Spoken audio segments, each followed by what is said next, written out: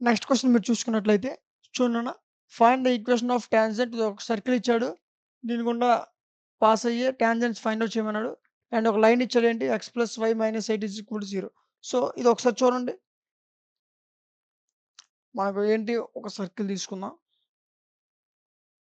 For suppose ఇదిగోండి ఒక circle. Okay.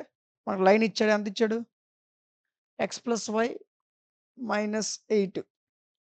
ఈ లైన్‌ని x + y - 8 = 0 అనుకున్నాం. ఇదేంటిది పారలెల్ లైన్. ఈ పారలెల్ లైన్‌కు ఉన్న ఏవైతే టాంజెంట్స్ ఉంటాయి కదా ఒక 2. సో చూడండి ఈ పారలెల్ లైన్ ఏమిచ్చాడు x + y - 8 = 0.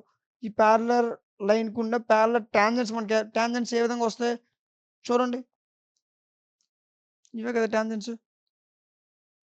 అర్థమైందా? ఇదేంటి x + y - 8 = 0. అప్పుడు దీన్ని L1 దీన్ని L2 అనుకోండి. Circle S = 0. L1, L2 అనుకోండి. ఇవే కదా మనం ఫైండ్ ఔట్ చేయాలి. మనకు తెలీదు.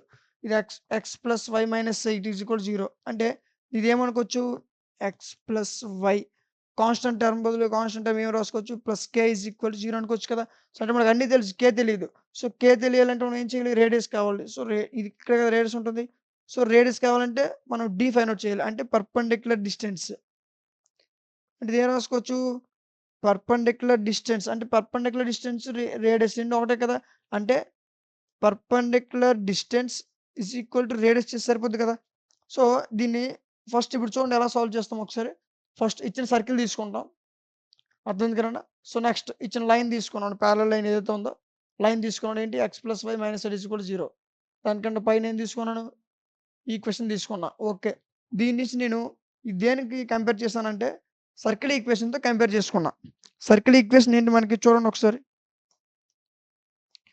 x² + y² + 2gx + 2fy + c = 0. ఇదే కదా సర్కిల్ ఈక్వేషన్.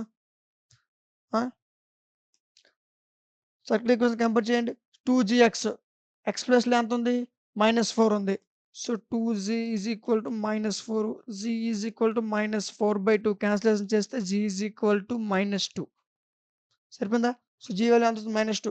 అదేవిధంగా f చేస్తే ఎంత వస్తుంది? 3. c మనకి ఎంత డైరెక్ట్‌గా -12. సో c ఎంత? -12. ఇప్పుడు f g వచ్చింది. g ఎంత? -2. అదేవిధంగా f చేస్తే f ఎంత వస్తుంది? 3. c ఎంత వచ్చింది? -12. ఈ మూడిటి నుంచి రేడియస్ ఫైండ్ ఔట్ చేశా.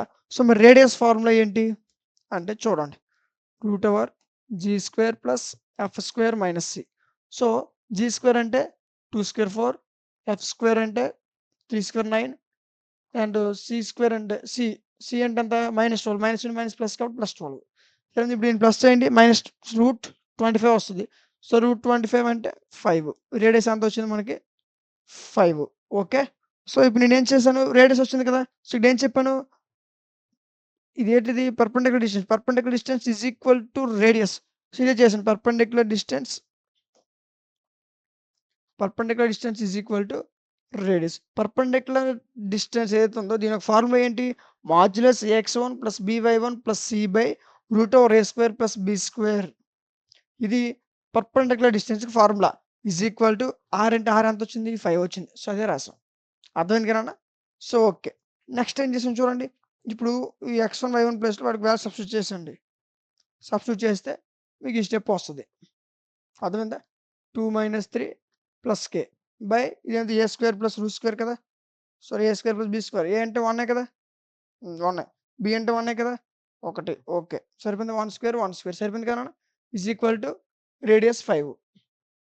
ఓకే. ఇప్పుడు చూడండి 2 - 3 అంటే ఎంత? 1 అంటే ఇదేమవుతుంది? -1 + k దీన్ని k - 1 అని రాసుకోవచ్చు కదా!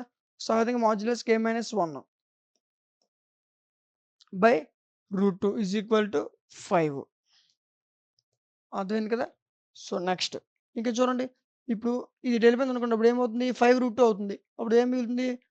k - 1 5√2. So for suppose k - 1 5√2 అయితే దీన్ని ఎలా రాసుకోవచ్చు? ఈ 1కి ఇంటూ అవుతుంది. ఇటొస్తే ఏమవుతుంది? బై అవుద్ది. సారీ ఇక్కడ మైనస్ ఇటొస్తే ఏమవుతుంది? ప్లస్ అయిపోద్ది. సో అప్పుడు k 5√2 +1 అవుతుంది. అదే విధంగా దీన్ని ఇంకోలా రాసుకోవచ్చు. ఏం రాసుకోవచ్చు?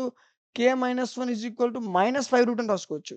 దీన్ని k - 1 5√2 అని రాసుకోవచ్చు.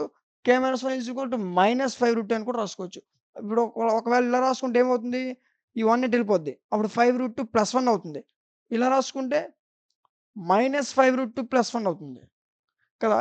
సో, ఇప్పుడు ఈ 2 ఏవైతే ఉన్నాయో, ఈ రెండిటిని మనకు ఫస్ట్‌లో ఏదో కండిషన్ వచ్చింది కదా! సో, దీంట్లో సబ్స్టిట్యూట్ చేయండి. x +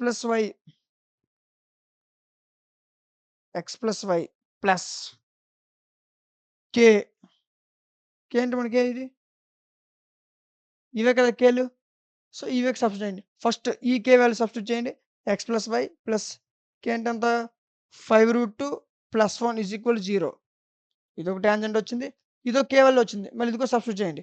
x + y -5√2 + 1 is equal 0. 2 K values వచ్చాయి. ఈ రెండే రిక్వైర్డ్ టాంజెంట్స్. 2 టాంజెంట్స్ వచ్చాయి కదా! సో, ఈ విధంగా చేయాలనమాట. అర్థమైందా నాన్న? ఏం చేయాలో చూడండి. ఆ కే ప్లేస్‌లో వాటికి వాల్యూ సబ్స్టిట్యూట్ చేసాం. ఇక్కడ x + y + k = 0 అనుకున్నాం కదా! సో, ఆ కే ప్లేస్‌లో ఆ కే వాల్యూ సబ్స్టిట్యూట్ చేస్తే నాకు 2 టాంజెంట్స్ అనేవి వచ్చేసాయి. అర్థమైంది కదా! సింపుల్‌గా ఉంది కదా! సో, కొంచెం కన్‌ఫ్యూజ్ అవ్వద్దు. ఫార్ములా గుర్తుపెట్టుకోండి. ఫార్ములా రాకపోతే మీరు ఇక్కడి నుంచి సమ్ వైపు ముందుకు వెళ్ళలేరు. ఫార్ములా చాలా ఇంపార్టెంట్. అర్థమైంది కదా! సో, ఏం చేశానో ఒకసారి ఎక్స్‌ప్లెయిన్ చేస్తా చూడండి. ఫస్ట్ సర్కిల్ తీసుకుంటాం. ఇచ్చిన లైన్ తీసుకుంటాం.